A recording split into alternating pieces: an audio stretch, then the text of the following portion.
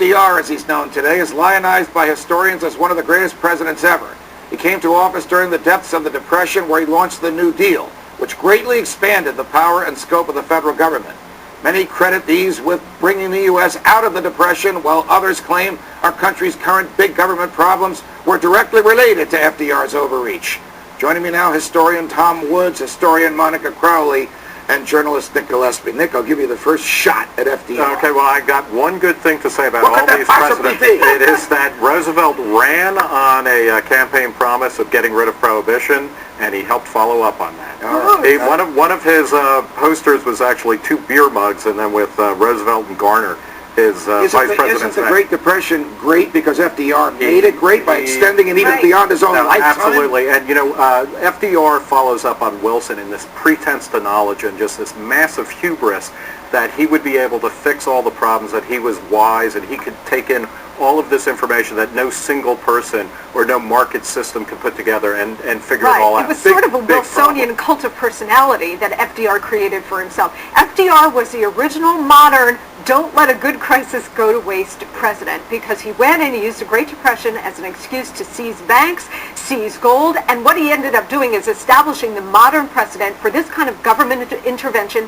in banking and currency. And you're absolutely right, Judge. His policies prolonged the Great Depression by sucking private capital out of the private economy. Tom Woods, FDR actually confused his job with the Congress a couple times. He actually thought that he could write laws. I think he was president for no longer than 2 weeks when he declared that nobody could own gold and the federal government would confiscate gold. And here's the price that the federal government would pay you for gold. And if you didn't give your gold to the federal government, he'd come and lock you up. Of course, the Congress a few months later caught up with that and made it the law of the land.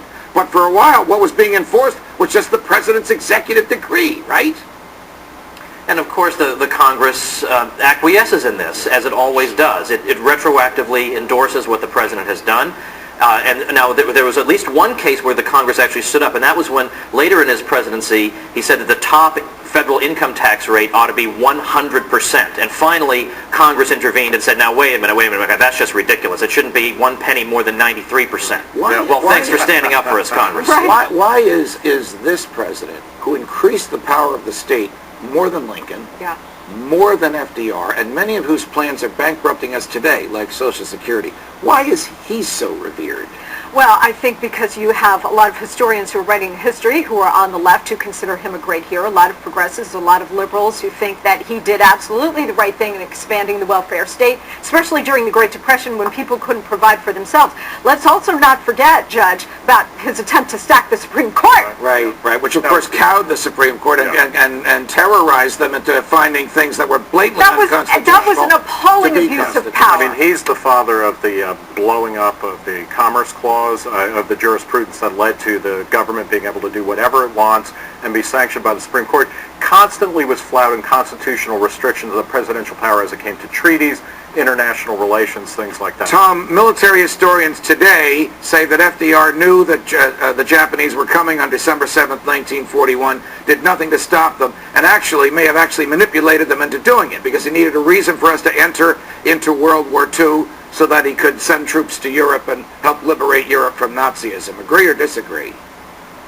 I'm not so sure that can be supported. I mean, I know there's some suggestive evidence to that effect, but I talked to Bettina Graves, whose husband Percy Graves wrote one of the key revisionist works on that, and she told me she doesn't see an absolute 100% smoking gun, but there's a lot of suggestive stuff. But the key thing to me is that the policies that FDR pursued, for example, like trumping up a couple of cases in which U.S. destroyers got fired on and claimed that they were totally unprovoked when these destroyers were reporting on the location of German submarines to the British who were dropping depth charges on them.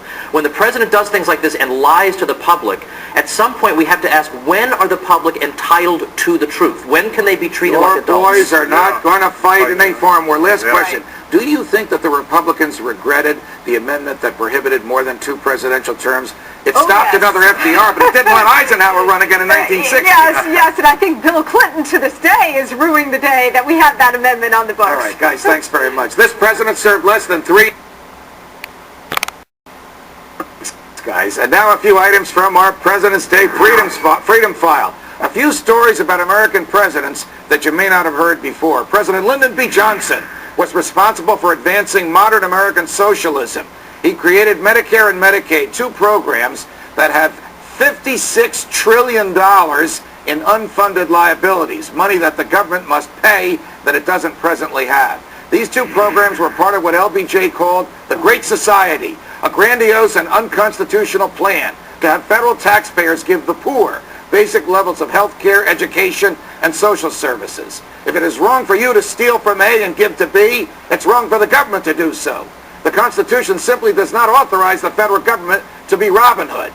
Since LBJ, government interference in education and health care has grown tremendously, and the cost of health care has skyrocketed, and the quality of education has plummeted. Does this sound like a great society to you?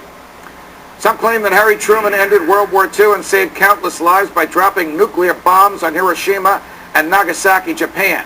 But the sad reality is that Truman, in terms of deaths per second, is the greatest mass murderer in human history. These two bombings killed at least 240,000 people in a couple of minutes, and directly, and probably thousands more due to radiation exposure in the days and weeks afterwards. Almost all of them were innocent civilians. As time revealed more about the moments leading up to these bombings, it has become clearer to historians that Truman acted rashly and unconscionably. He had intelligence that the Japanese were about to surrender. He did not need to drop those bombs, and hundreds of thousands of innocent lives could have been spared. But he wanted to show the power of America to the Russians and impress Joe Stalin. And in this vainglorious act, he committed one of the greatest war crimes in history. Something a little lighter. In the early years of the nation, the assault on free speech was in full swing. In 1798, President John Adams signed the Alien and Sedition Acts into law, which made speech critical of the President or Congress a crime. So when Vermont Congressman Matthew Lyon, referring to President Adams' large waistline, called the President his rotundity, Adams had the Department of Justice prosecute Congressman Lyon. He was convicted of violating the Alien and Sedition Acts and thrown into a Massachusetts jail for 2 years.